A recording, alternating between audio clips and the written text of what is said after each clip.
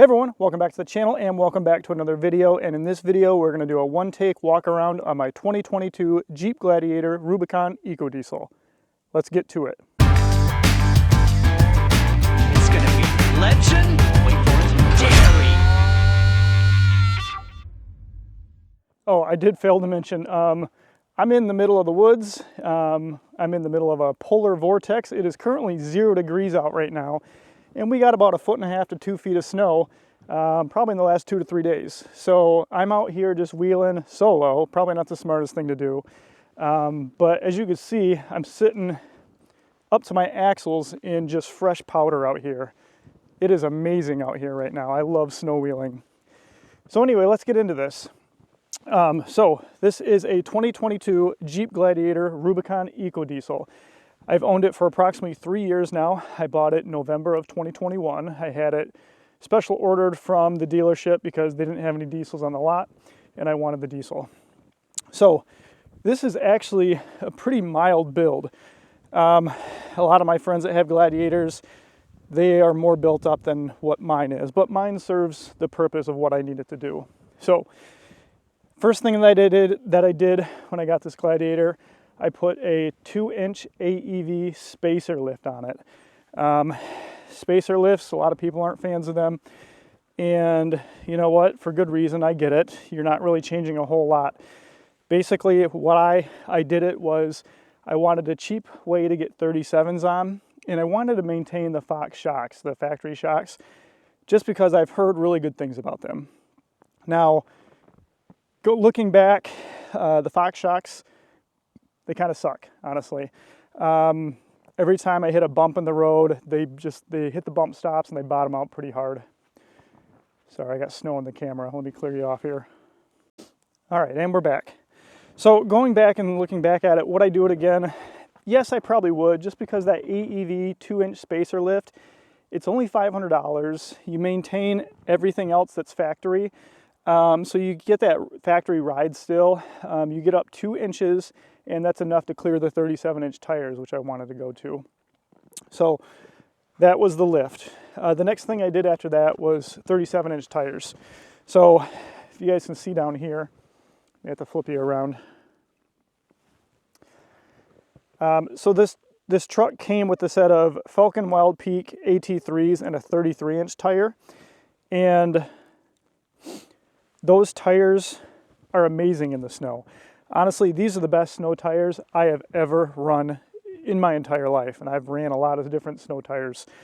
So when I upgraded to 37s, I wanted to go with the exact same tire. So that's what these are. These are 37 by 12.5 by 17 Falcon Wild Peak AT3s. They no longer make the AT3s anymore. They discontinued them. Now they have the AT4s, which is just a better version of the AT3.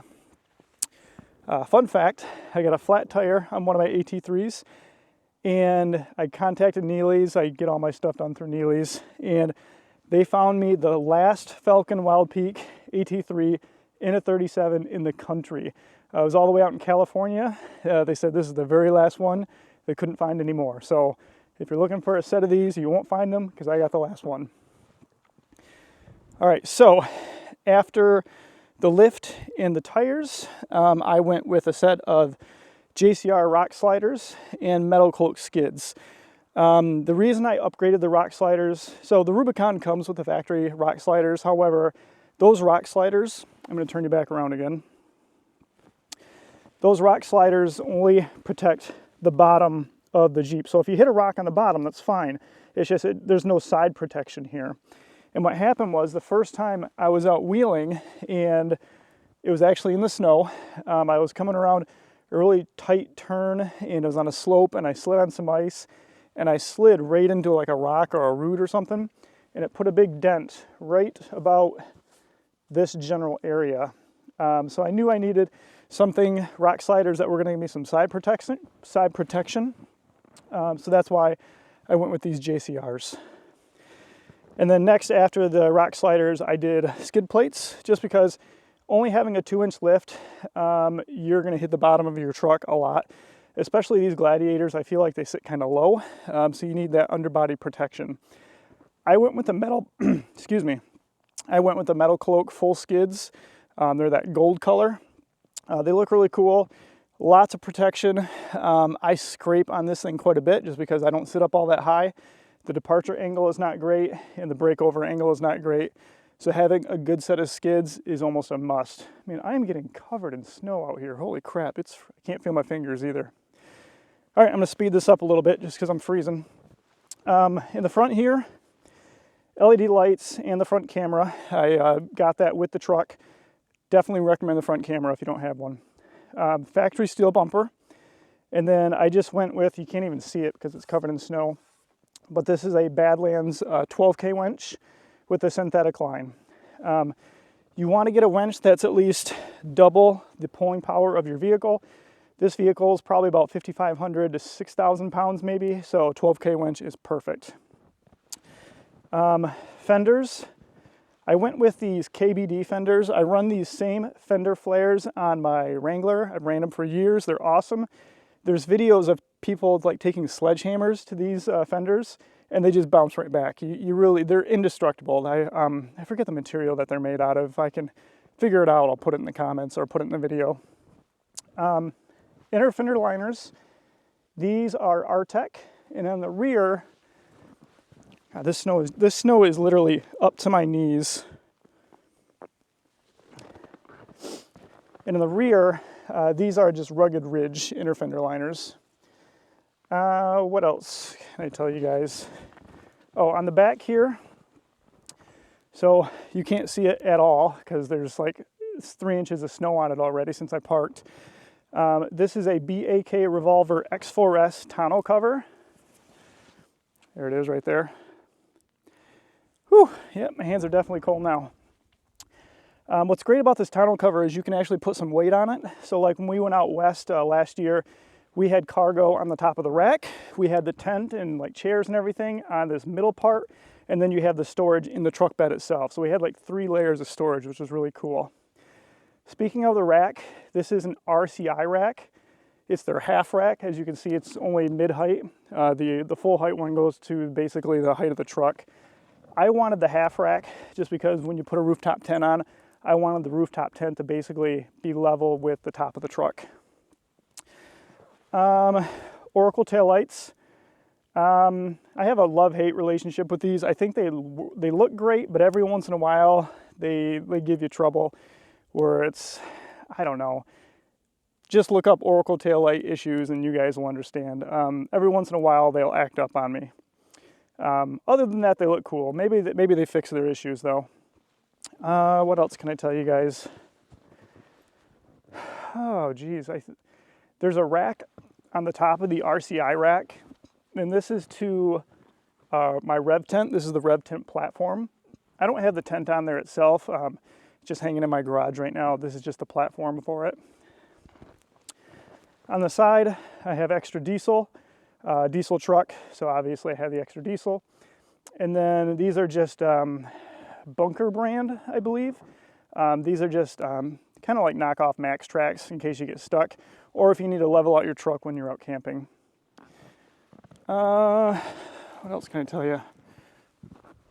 I don't know if you can see it back there, but that's an antenna right there that folds up. It's one of those cell phone booster antennas, and it does work, but you do need signal to boost.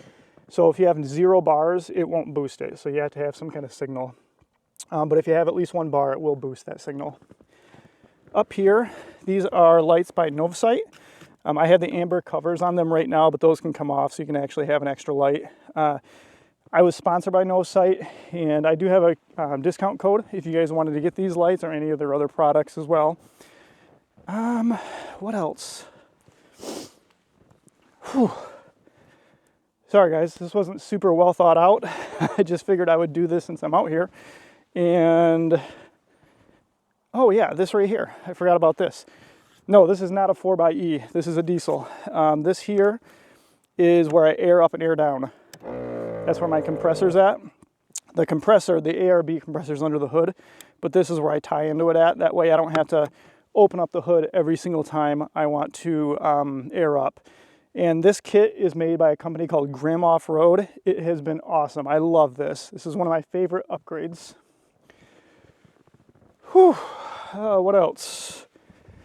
So in the very back here, and I haven't really mentioned this yet in any of my other videos, but I have a deck system and I chopped it in half. And I'm not going to go into the reasons why I did that in this video. That's going to be in a future video. But there is a deck system back here. You know, back here I have recovery gear, you know, my kinetic rope, stuff to change out a tire, stuff like that.